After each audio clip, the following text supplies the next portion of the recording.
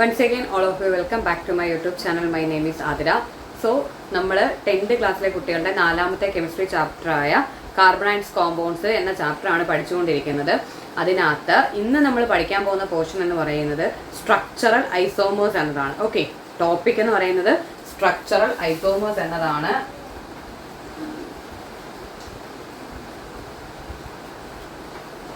Okay, structural isomers. ഈ ഐസോ എന്ന വേർഡിന്റെ അർത്ഥം എന്താണ്? ഐസോ എന്ന് വെച്ചാൽ ഒരുപോലെയുള്ളത് എന്നതിനെ നമ്മൾ എന്തെന്ന് പറയുന്നത്? ഐസോ എന്നതുകൊണ്ട് ഉദ്ദേശിക്കുന്നത്. അപ്പം നമ്മളിവിടെ പഠിക്കാൻ പോകുന്നത് സ്ട്രക്ചറൽ ഐസോമേഴ്സ് ആണ്. അപ്പം കാർബൺ, ഹൈഡ്രോ കാർബൺസ് എന്ന് പറഞ്ഞാൽ എന്തായിരുന്നു? കാർബണും ഹൈഡ്രജനും മാത്രം വരുന്ന കോമ്പൗണ്ട്സിനെ, അല്ലെങ്കിൽ നമുക്കൊരു തന്നിരിക്കുന്നതിനകത്ത് കാർബണും ഹൈഡ്രജനും മാത്രമേ ഉള്ളൂ എങ്കിൽ നമുക്കതിനെ എന്തെന്ന് പറയാം? ഹൈഡ്രോ കാർബൺസ് എന്ന് പറയാം. ഈ ഹൈഡ്രോ കാർബൺസിലെ സ്ട്രക്ചറൽ ഐസോമേഴ്സ് എന്ന പോർഷനാണ് ഇന്ന് നമ്മൾ എന്ത് ചെയ്യുന്നത്? ഡിസ്കസ് ചെയ്യാൻ പോകുന്നത്. അപ്പൊ നിങ്ങൾ ആദ്യം മനസ്സിലാക്കേണ്ട കാര്യം എന്ന് വെച്ചാൽ സ്ട്രക്ചറൽ ഐസോമേഴ്സ് സ്റ്റാർട്ട് ചെയ്യുന്നത് പ്രൊപ്പൈനിൽ നിന്നാണ്. സ്ട്രക്ചറൽ ഐസോമേഴ്സ് സ്റ്റാർട്ട് ചെയ്യുന്നത് ബ്യൂട്ടൈനിൽ നിന്നാണ്. അതായത് മീഥെയ്ൻ, ഈഥെയ്ൻ, പ്രൊപ്പൈൻ ഈ മൂന്നെണ്ണത്തിനും എന്തില്ല? സ്ട്രക്ചറൽ ഐസോമേഴ്സ് ഇല്ല. അതിന്റെ കാരണം എന്താണെന്ന് പറഞ്ഞുതരാം. ദെൻ സ്ട്രക്ചറൽ ഐസോമേഴ്സ് സ്റ്റാർട്ട് ചെയ്യുന്നത് എവിടെ നിന്നാണ്? ബ്യൂട്ടൈനിൽ നിന്നാണ് സ്ട്രക്ചറൽ ഐസോമേഴ്സ് സ്റ്റാർട്ട് ചെയ്യുന്നത്. അപ്പൊ ഇനി നമുക്ക് നോക്കാം എന്താണ് സ്ട്രക്ചറൽ ഐസോമേഴ്സ് എന്ന കൺസെപ്റ്റ് നമുക്കൊന്ന് ചെക്ക് ചെയ്യാം. അപ്പൊ ഞാൻ ആദ്യം ബ്യൂട്ടൈൻ്റെ ഒരു നോർമൽ ചെയിൻ ഒന്ന് വരയ്ക്കാം. അപ്പം ബ്യൂട്ടൈൻ്റെ ഫോർമുല എന്താണ്? ബ്യൂട്ടൈൻ എന്ന് പറയുമ്പോൾ 4 കാർബൺ ഉണ്ടായിരിക്കണം, അല്ലെ? ബ്യൂട്ടൈൻ എന്ന് പറയുമ്പോൾ 4 കാർബൺ ഉണ്ടായിരിക്കണം. ഇനി ഹൈഡ്രജൻ എന്ന് പറയുമ്പം 10 എണ്ണമാണ് അതിനകത്ത് വരുന്നത്. ഓക്കെ, ഹൈഡ്രജൻ 10 എണ്ണമാണ് വരുന്നത്. അപ്പം ബ്യൂട്ടൈൻ എന്ന് പറയുന്നത് ഇതൊരു ആൽക്കെയിൻ ആണ്. കാരണം ഈ കാർബണും ഹൈഡ്രജനും ഇടയിൽ എല്ലാം സിംഗിൾ ബോണ്ട് ആയതുകൊണ്ട് ഇതൊരു ആൽക്കെയിൻ ആണ്. ഓക്കെ, കാർബണും ഹൈഡ്രജനും ഇടയിൽ സിംഗിൾ ബോണ്ട് ആയതുകൊണ്ട് ഇവര് ആൽക്കെയിൻ ആണ്. ഇനി ഇതിന്റെ ഫോർമുല എന്ന് പറയുന്നത് C4H10. C4H10 എന്നതാണ് ഇതിന്റെ ഫോർമുല എന്ന് പറയുന്നത്. ഇനി അടുത്ത കാര്യം എന്ന് പറയുന്നത് നമുക്ക് ആൽക്കെയിൻ ആണെങ്കിലും ആൽക്കീൻ ആണെങ്കിലും ആൽക്കൈൻ ആണെങ്കിലും കണ്ടെത്താൻ ഒരു ജനറൽ ഇക്വേഷൻ ഉണ്ട്. ആ ജനറൽ ഇക്വേഷൻ വെച്ച് നമുക്ക് നീട്ടി വലിച്ച് ചെയിൻ എഴുതാണ്ട് തന്നെ എന്ത് ചെയ്യാം? അതിന്റെ മോളിക്കുലാർ ഫോമിൽ വളരെ വേഗത്തിൽ കണ്ടെത്താൻ സാധിക്കും. അപ്പൊ നമുക്ക് അത് ആദ്യം ഒന്ന് പറഞ്ഞു തരാം. ആൽക്കെയിൻ ആണ് നമുക്ക് കണ്ടെത്താൻ തന്നിരിക്കുന്നത് എങ്കിൽ, ഓക്കെ, അപ്പം നിങ്ങളൊന്ന് ശ്രദ്ധിക്കുക. ആൽക്കെയിൻ ആണ് നമ്മുടെ ക്വസ്റ്റ്യൻ എങ്കിൽ അത് കണ്ടെത്താൻ വേണ്ടിയിട്ടുള്ള ജനറൽ ഇക്വേഷൻ എന്ന് പറയുന്നത് CnH2n+2 എന്നതാണ് ആൽക്കെയിൻ കണ്ടെത്താനുള്ള നമ്മുടെ ജനറൽ ഇക്വേഷൻ എന്ന് പറയുന്നത്.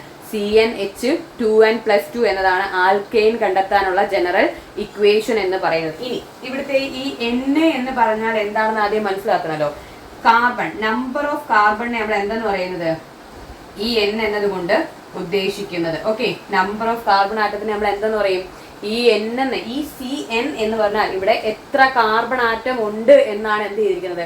N എന്നത് കൊണ്ട് ഉദ്ദേശിക്കുന്നത്. അതേ N തന്നെയാണ് ഇവിടെയും. N എന്ന് വെച്ചാൽ എന്താണ്? Number of carbon atom. അപ്പൊ നമുക്ക് ഇക്വേഷൻ വെച്ച് ആൽക്കെയിൻ ഫാമിലിയിലെ ഫസ്റ്റ് മെമ്പറാണ് മീഥെയ്ൻ എന്ന് പറയുന്നത്. ഓക്കെ, അപ്പം നിങ്ങൾക്ക് മെത്ത് തൊട്ട് ആ ഒരു ഡെക്ക് വരെയുള്ളത് എത്ര കാർബൺ ആണ് എന്ന എണ്ണം നിങ്ങൾ കൃത്യമായി പഠിച്ചിരുന്നാൽ മാത്രമേ നമുക്കത് എന്ത് ചെയ്യാൻ പറ്റൂ? കണ്ടെത്താൻ സാധിക്കത്തുള്ളൂ. അപ്പം ഞാൻ ഫസ്റ്റ് പറയുന്നു മീഥെയ്ൻ. മീഥെയ്ൻ എന്ന് പറഞ്ഞാൽ ഒരു കാർബണേ ഉള്ളൂ. അതായത് ഈ Cn എന്ന സ്ഥാനത്ത് എന്നിന്റെ വാല്യൂ എത്രയാണ്? 1.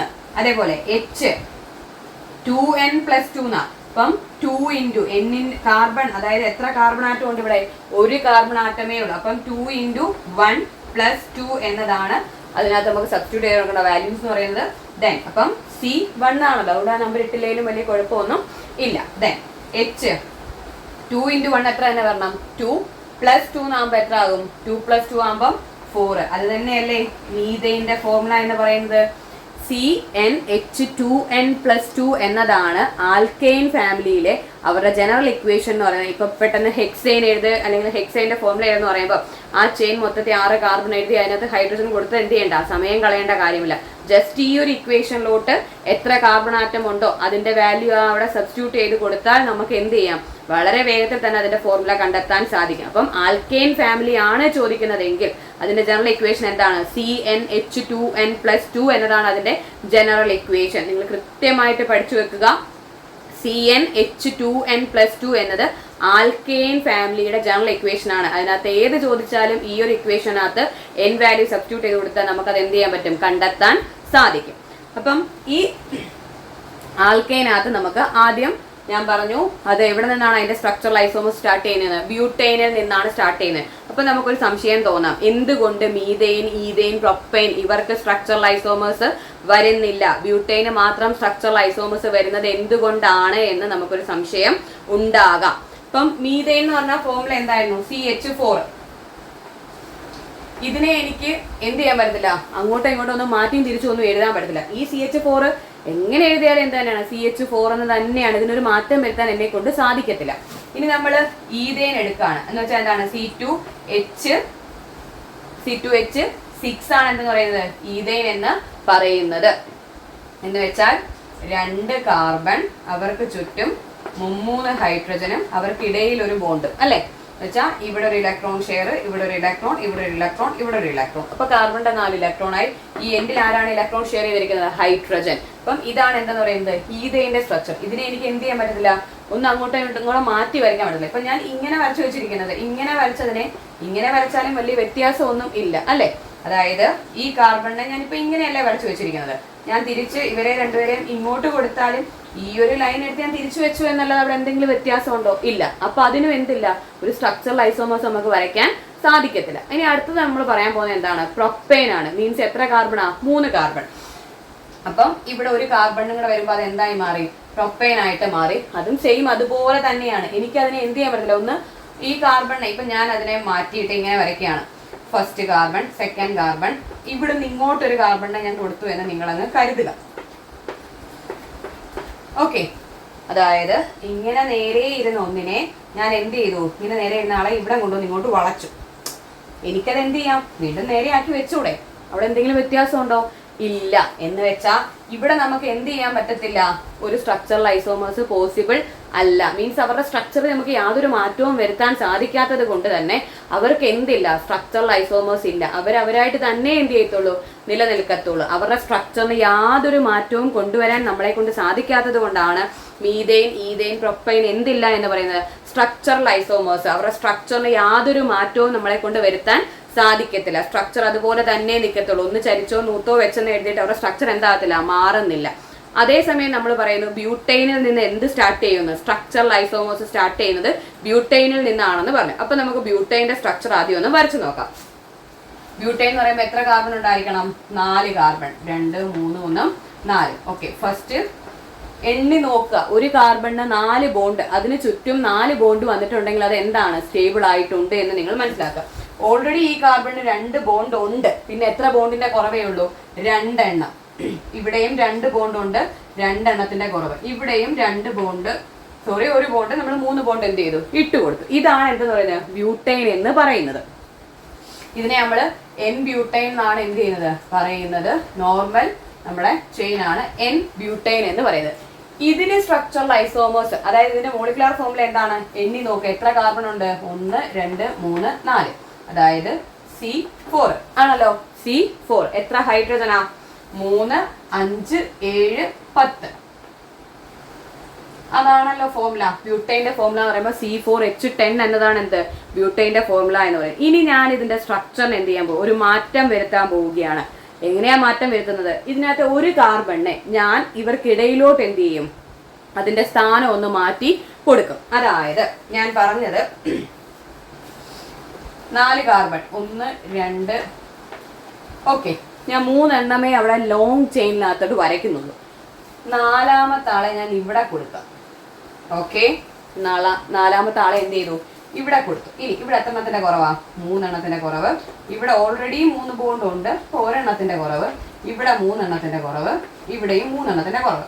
ഓക്കെ, ഇപ്പൊ നമ്മുടെ സ്ട്രക്ചർ ഏകദേശം എന്താണ്ടേ ഈ ഒരു T പോലെ ഇരിക്കുന്നത് അല്ലെ. ഇപ്പൊ നമ്മൾ വരച്ച സ്ട്രക്ചർ നോക്കുമ്പോൾ ഈ T പോലെ ഇരിക്കുന്നത്. ഇതിനെ എനിക്ക് എന്ത് ചെയ്യാൻ പറ്റത്തില്ല, നൂത്ത് വെക്കാൻ പറ്റത്തില്ല. ഇവരിങ്ങനെ തന്നെ ഇരിക്കത്തുള്ളൂ. ഇതിനെ എനിക്ക് നൂത്ത് വെക്കാൻ പറ്റുമോ, അതായത് നമ്മൾ ഇങ്ങനെ വരച്ചതിനെ നമുക്ക് എന്ത് ചെയ്യാം, ഇതിനെ വരച്ച് തീർത്ത് ഇങ്ങോട്ടാക്കാമായിരുന്നു അല്ലെ. അല്ലെങ്കിൽ ഇങ്ങനെ വരച്ചു വെച്ചാൽ നമുക്ക് ഇവിടെ നൂത്ത് ഇങ്ങനെ ആക്കാമായിരുന്നു. പക്ഷേ ഈ T പോലെ വന്നു കഴിഞ്ഞാൽ ആ സ്ട്രക്ചറിനെ നമുക്ക് എന്ത് ചെയ്യാൻ പറ്റത്തില്ല, നൂത്ത് വെക്കാൻ സാധിക്കത്തില്ല. എന്ന് വെച്ചാൽ അതിന് മാറ്റം വരുത്താൻ നമ്മളെ കൊണ്ട് സാധിക്കത്തില്ല. അത് പുതിയൊരു വസ്തുവായിട്ട് മാറുകയാണ്. ഓക്കെ, അപ്പം ഇതിപ്പോ നമ്മൾ വരച്ചത്, ഇപ്പൊ ഞാൻ ഇങ്ങനെ ഒരു ലോങ് ചെയിൻ ഇവിടെ ഒരു ബ്രാഞ്ച് ആണ് കൊടുത്തു വെച്ചിരിക്കുന്നത്, ഒരു T പോലെയുള്ള ഒരു സ്ട്രക്ചർ.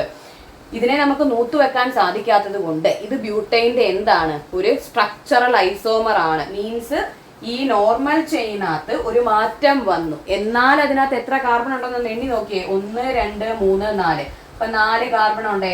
ഹൈഡ്രജൻ നോക്കുക, 1 2 3 4 5 6 7 8 9 10. എത്ര ഹൈഡ്രജൻ ഉണ്ട്? 10 ഹൈഡ്രജനും അവിടെ ഉണ്ട്. എന്ന് വെച്ചാൽ സ്ട്രക്ചറൽ ഐസോമേഴ്സ് എന്താണ്, മോളിക്കുലാർ ഫോർമുല സെയിം ആയിരിക്കും, എന്നാൽ അതിന്റെ സ്ട്രക്ചറിൽ എന്തുണ്ട്, വ്യത്യാസം വരുത്തുന്നുണ്ട് അല്ലെങ്കിൽ വ്യത്യാസം വരുന്നുണ്ട്. അങ്ങനെയുള്ളവരെ നമ്മൾ എന്തെന്ന് പറയുന്നത്, സ്ട്രക്ചറൽ ഐസോമേഴ്സ് എന്ന് പറയുന്നത്. പോയിന്റ് ശ്രദ്ധിച്ച് കേൾക്കുക. അതിനകത്ത് മോളിക്കുലാർ ഫോർമുല എന്തായിരിക്കും, സെയിം ആയിരിക്കും. C4H10 എന്ന ബ്യൂട്ടൈൻ്റെ ഫോർമുല തന്നെയാണ് നമ്മൾ ഈ സ്ട്രക്ചർ മാറ്റി വരച്ചതിൻ്റെയും ഫോർമുല. C4H10 എന്നത് തന്നെയാണ് അതിൻ്റെയും പേര്. അതിനെ നമ്മൾ എന്തെന്നാ പറയുന്നത്, ഐസോ ബ്യൂട്ടൈൻ എന്നാണ് പറയുന്നത്. ഈ സ്ട്രക്ചർ മാറ്റി വരച്ചതിന്റെ പേര് ഐസോ ബ്യൂട്ടൈൻ എന്നാണ്. അപ്പൊ ഇവിടെ നമ്മൾ ഒരു ബ്രാഞ്ച് പോലെയാണ് എന്ത് ചെയ്തിരിക്കുന്നത്, കാർബണിനെ കൊടുത്തിരിക്കുന്നത്. ഒരു ബ്രാഞ്ച് പോലെയാണ് ഇവിടെ കാർബണിനെ നമ്മൾ കൊടുത്തിരിക്കുന്നത്. ഇങ്ങനെ വരുന്നവരെ നമ്മൾ എന്തെന്ന് പറയാം, സ്ട്രക്ചറൽ ഐസോമേഴ്സ്. അപ്പം മീഥെയിൻ, ഈഥെയിൻ, പ്രൊപ്പൈൻ എന്നവർക്ക് സ്ട്രക്ചറൽ ഐസോമേഴ്സ് വരയ്ക്കാൻ സാധിക്കത്തില്ല. കാരണം അവരുടെ സ്ട്രക്ചറിൽ യാതൊരു ചേഞ്ചും വരുത്താൻ നമ്മളെ കൊണ്ട് എന്ത് ചെയ്യുന്നില്ല, സാധിക്കുന്നില്ല. എന്നാൽ ബ്യൂട്ടൈൻ ആകുമ്പോഴത്തേക്ക് നമ്മളൊരു കാർബണിനെ 2 കാർബണിന് ഇടയ്ക്കായിട്ട് വെക്കുമ്പോൾ പിന്നെ ആ സ്ട്രക്ചറിനെ നമുക്ക് പഴയപോലെ എന്ത് ചെയ്യാൻ പറ്റുന്നില്ല, വരുത്താൻ സാധിക്കാത്തത് കൊണ്ട് ബ്യൂട്ടൈനിൽ നിന്നാണ് എന്ത് സ്റ്റാർട്ട് ചെയ്യുന്നത്, സ്ട്രക്ചറൽ ഐസോമേഴ്സ് സ്റ്റാർട്ട് ചെയ്യുന്നത്. അപ്പം ബ്യൂട്ടൈന് എത്ര സ്ട്രക്ചറൽ ഐസോമർ ഉണ്ട് എന്ന് ചോദിച്ചാൽ എന്താ ആൻസർ, 2. അപ്പം നോർമലി നമ്മൾ നോർമലായിട്ട് 4 കാർബണിനെ നിരത്തി വെച്ച് അതിന് വേണ്ടുന്ന ഹൈഡ്രജൻ കൊടുക്കുന്ന ഒരു സ്ട്രക്ചർ. ഇനി നമ്മൾ അതിനകത്ത് ഒരു കാർബണിനെ കട്ട് ചെയ്ത് 3 എണ്ണം ലോങ് ചെയിൻ ആയിട്ട് കൊടുത്ത് ഈ ആദ്യത്തെ അവസാനത്തെയും കാർബണിന് ഇടയിൽ വരുന്ന കാർബണിന് എന്ത് ചെയ്യുന്നു, ഒരു ബ്രാഞ്ച് പോലെ അടുത്ത കാർബണിനെ കൊടുത്ത് നമ്മൾ അടുത്ത സ്ട്രക്ചർ വരയ്ക്കുന്നു. ഇതിനെ തിരിച്ചു പഴയതുപോലെ നമുക്ക് എന്ത് ചെയ്യാൻ പറ്റുന്നില്ല, കൊണ്ടുവരാൻ സാധിക്കാത്തത് കൊണ്ട് ബ്യൂട്ടൈന് പുതിയൊരു സ്ട്രക്ചറും കൂടെ വരികയാണ്. കാരണം ഫോർമുല എന്ത് തന്നെയാണ്, C4H10 എന്നത് തന്നെയാണ് ഫോർമുല. എന്നാൽ സ്ട്രക്ചറിന് എന്തുണ്ടായി, മാറ്റം വന്നു. അതുകൊണ്ട് ബ്യൂട്ടൈന് മൊത്തത്തിൽ നോർമൽ ചെയിനും നമ്മൾ ഈ വരച്ച രണ്ടാമത്തെ സ്ട്രക്ചറിനോട് ചേർത്ത് എത്ര സ്ട്രക്ചറൽ ഐസോമർ ഉണ്ട് എന്നൊരു ക്വസ്റ്റ്യൻ വന്നാൽ എന്താണ് ആൻസർ, 2 സ്ട്രക്ചറൽ ഐസോമർ ആണുള്ളത്. അപ്പൊ സ്ട്രക്ചറൽ ഐസോമർ എന്ന് ചോദിച്ചാൽ എന്താണ് answer, same molecular formula but there is difference in there structure. Such compounds R known as structural isomers. അതിനെ നമുക്ക് എന്തെന്ന് പറയാം, സ്ട്രക്ചറൽ ഐസോമേഴ്സ് എന്ന് പറയാം. ഇപ്പൊ പെൻറ്റെയിൻ, ഹെക്സെയിൻ, ഹെപ്റ്റെയിൻ എന്നത് നിങ്ങൾ കൃത്യമായി വരച്ച് അതിന്റെ സ്ട്രക്ചറൽ ഐസോമേഴ്സ് മാക്സിമം എത്ര എണ്ണം കിട്ടുമെന്ന് എന്ത് ചെയ്യുക, ചെയ്ത് തന്നെ നോക്കുക. ഒരു കാര്യവും നമ്മൾ ചെയ്ത് നോക്കാൻ നമുക്ക് എന്ത് ചെയ്യാൻ പറ്റത്തില്ല, പഠിക്കാൻ സാധിക്കത്തില്ല. വെറുതെ ഇങ്ങനെ ടെക്സ്റ്റ് തുറന്നു വെച്ചിട്ട് നോക്കിയിരുന്നാലും നമ്മളെ കൊണ്ട് എന്ത് ചെയ്യാൻ പറ്റില്ല, പഠിക്കാൻ സാധിക്കും. മാക്സിമം ക്വസ്റ്റ്യൻസ് നിങ്ങൾ എന്ത് ചെയ്യുക, വർക്ക്ഔട്ട് ചെയ്യുക.